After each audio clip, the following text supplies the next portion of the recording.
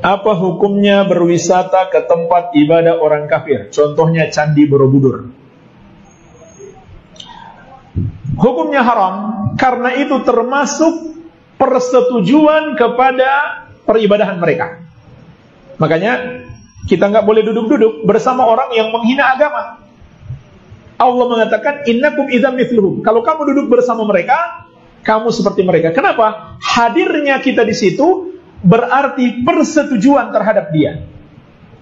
Kalau kita datang di tempat peribadahan orang kafir, sama saja berarti setuju dengan mereka. Walaupun hati kita mungkin nggak setuju, tapi kehadiran kita adalah persetujuan itu sendiri. Kita nggak boleh datang ke situ kecuali untuk satu tujuan, mau membubarkan orang yang lagi beribadah. Assalamualaikum warahmatullahi wabarakatuh. Ikhwanan dan muslimin yang dimuliakan Allah. Kalau kita lihat di dalam video tersebut adalah video dari salah satu Ustadz Wahabi, namanya Sufyan Khalid. Sufyan Khalid ini ketika ditanya oleh salah satu jamaahnya, bagaimana hukumnya seseorang yang berwisata ke Candi Borobudur atau yang lainnya, dia menjawab berwisata ke Candi itu diharamkan. Karena menurut Sufyan Khalid ini pertimbangannya adalah karena seseorang yang berwisata ke Candi itu merupakan salah satu bentuk persetujuannya atau bentuk ridhonya terhadap ibadah yang dilakukan di dalam candi tersebut. Kemudian Sufyan Khalid ini mentafsirkan atau menganalogikan terhadap kasus seseorang yang tidak boleh atau wajibnya seseorang itu menjauhi ahlul ma'asi atau orang-orang yang menghinakan agama Allah Subhanahu wa taala. Kemudian Khalid ini membacakan hujjahnya atau dasar dalilnya, yaitu dari ayat Al-Quran, innakum idzan mislhum. Kalau begitu kamu sama seperti halnya mereka yang melakukan maksiat. Kalau kita melihat tafsiran ayat ini di salah satu kitab tafsir, yaitu tafsir Al-Tabari, di sini kalau kita lihat tafsiran atau arah ayat ini adalah fadalla bihadza ala wujubi istinabi ashabil ma'asi idza dhahara minhum munkarun. Di sini dikatakan dalil ini atau ayat ini menjadi dalil wajibnya seseorang itu menjauhi orang-orang yang melakukan maksiat. Kapan wajib menjauhi seorang yang melakukan maksiat? Ahlul ma'asi itu adalah ketika idza dhahara minhum munkarun, ketika mereka melakukan kemungkaran. Jadi di sini dikoyiti wajibnya seseorang dari ayat ini, wajibnya seseorang menjauhi ahlul ma'asi itu atau ahlil ma'asi ini ketika mereka sedang melakukan kemungkaran maksiatnya. Jadi ketika dalam keadaan seperti ini, maka wajib kita untuk menjauhi orang tersebut atau tidak kumpul bersama orang tersebut. Kenapa kok seperti itu? Alasannya li'anna man lam yajtanibhum faqad radiya fi'lahum. Barang siapa yang tidak menjauhi ahlul maksiat ketika dia sedang melakukan maksiat kemungkarannya, maka dia dianggap ridho terhadap pekerjaannya. Waridho bil kufri kufrun, dan orang yang ridho terhadap kekufuran itu kufur. Jadi kalau kita lihat ibarat ini, arah ibarat ini seharusnya begini. Seorang ahlul maksiat itu wajib dijauhi ketika dia sedang melakukan kemaksiatannya atau kemungkaran maksiatnya. Jadi kalau kita balik begini, kandaikan tidak sedang melakukan maksiat atau kemungkaran, maka tidak wajib untuk menjauhi hal tersebut.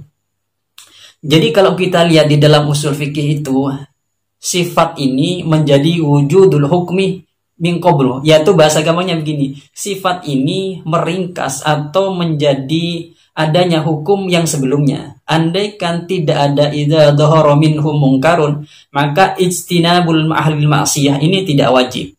Jadi ya, yang benar pengarahan ibarat atau ayat ini terhadap seseorang yang ahlil maksiat ketika dia sedang melakukan kemungkaran maksiatnya. Jika dia tidak sedang melakukan kemungkaran maksiatnya, maka tidak wajib untuk menjauhinya. Contoh begini, seseorang ahlul maksiat yang suka mabuk-mabukan, ketika dia tidak dalam keadaan mabuk-mabukan, misalnya ketika dia sudah sembuh dalam artian tidak mabuk-mabukan, misalnya dia sedang melakukan kegiatan bersama, sedang berada di rumahnya, sedang berada di tempat-tempat umum, maka tidak wajib untuk ijtihadnya. Bahkan kita itu mendekatinya, kita dianjurkan untuk mendekatinya, tujuannya karena kita bisa memberikan edukasi terhadap orang ini untuk bertobat dari kemaksiatannya. Jadi beda ya, konsep ketika sedang melakukan maksiat itu wajib untuk menjauhinya. Ketika tidak sedang melakukan maksiat, maka kita sebisa mungkin mendekati karena agar orang ini bisa tobat ya, istitabah dari kemaksiatannya. Jadi beda konsep ya. Kemudian kalau kita analogikan terhadap orang yang berwisata ke candi, seharusnya begini kalau pakai ayat ini. Orang yang pergi berwisata ke candi itu ditafsir begini, seharusnya ditafsir ya. Itu apabila di sana ada ibadah yang dilakukan, kemudian dia bersama menyaksikan dengan orang yang beribadah, ini tidak boleh. Karena masuk dalam ayat ini, innakum idzan mithlahum. Apabila tidak, maka tidak masuk dalam ayat ini, jadi berwisatanya tidak apa-apa. Tapi yang perlu digarisbawahi oleh teman-teman Wahabi khususnya ya, candi itu merupakan tempat situs sejarah bagi orang Indonesia. Jadi orang Wahabi yang tidak ngerti itu perlu dijelaskan atau perlu cari-carilah tahu pengetahuan bahwasanya candi ini bukan hanya tempat ibadah bagi non-muslim saja atau bagi orang-orang Hindu, akan tetapi juga menjadi situs sejarah. Jadi realitanya begini, teman-teman yang pergi ke candi atau berwisata ke candi, kalau ditanya mau kemana, mau ke tempat atau mau ke situs sejarah, bukan tempat ibadah orang-orang Hindu. Jadi beda, konsepnya jadi beda. Jadi apa ya, baisnya mereka untuk pergi ke candi itu beda dengan nalar dari Sofyan Khalid. Jadi dari tafsiran ini menjelaskan logika berpikirnya Khalid itu tidak benar, atau pengambilan dalilnya itu tidak benar. Karena sandarannya itu berbeda, kemudian dia memvonis secara mutlak itu diharamkan. Jadi lucu ya, menurut saya lucu, karena dia mengambil hukum seseorang yang berwisata ke candi itu diharamkan, kemudian tandirnya itu kepada orang yang ahlul maksiat, dan ahlul maksiat ini memakai ayat ini seharusnya idza dhahara minhum mungkarun. Jika tidak dhahara minhum mungkarun, maka tidak termasuk dalam ayat ini. Jadi tidak wajib ijtinab terhadap mereka, yaitu ahlul maksiat. Jadi kalau kita simpulkan itu begini, nalar dari Sofyan ini kalau secara nilai usul fikih ketika mentakhrij, mentangkih dan mentahqiq itu tidak benar. Jadi nanti ikhrajul hukminya ketika dia menyampaikan satu hukum itu tidak benar. Kalau gampangnya begini ya, ketika dia menganalisis satu masalah itu konsepnya tidak benar, maka nanti tentu ketika penelitiannya tidak benar terhadap satu masalah, maka hukum yang dikeluarkan itu tidak benar. Jadi kesimpulannya seperti itu. Jadi garis besarnya yang harus diperhatikan oleh teman-teman Wahabi khususnya ya, orang-orang atau teman-teman kita warga Indonesia ini yang pergi ke candi itu, baisnya bukan dominannya terhadap dia adalah tempat ibadahnya non-muslim atau orang-orang Hindu, akan tetapi baisnya atau faktornya kenapa mereka kok berwisata ke candi, karena candi merupakan situs sejarah. Nah, situs sejarah ini yang kebanyakan teman-teman Wahabi kurang mengerti. Mungkin arahnya seperti itu.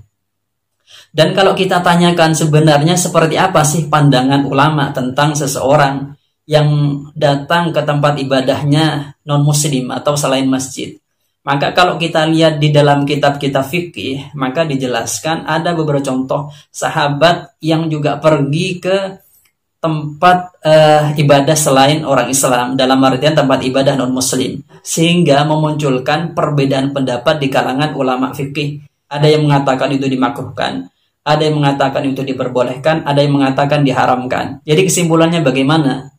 Hukum seseorang yang pergi atau berwisata ke candi, maka itu diperbolehkan selama hal tersebut tidak menunjukkan keridhaan mereka terhadap orang-orang yang beribadah di dalamnya. Tentu hal ini tidak akan terjadi karena seperti yang saya bilang tadi, mereka pergi ke candi adalah dengan tujuan atau faktornya itu adalah karena itu merupakan situs sejarah. Dari saya mungkin itu yang bisa saya sampaikan. Untuk masalah klarifikasinya dari Sofyan Khalid itu saya akan tanggapi pada video yang akan mendatang. Dan di klarifikasi Sofyan Khalid itu ada kelucuan menurut saya, karena Sofyan Khalid itu ada beberapa ibarat yang dibacakan itu tidak benar, dan penyampaian klarifikasi tersebut itu beda pendapat dengan apa yang disampaikan sebelumnya. Dan Sofyan Khalid itu di ibarat itu ada memasukkan salah satu ulama Wahabi.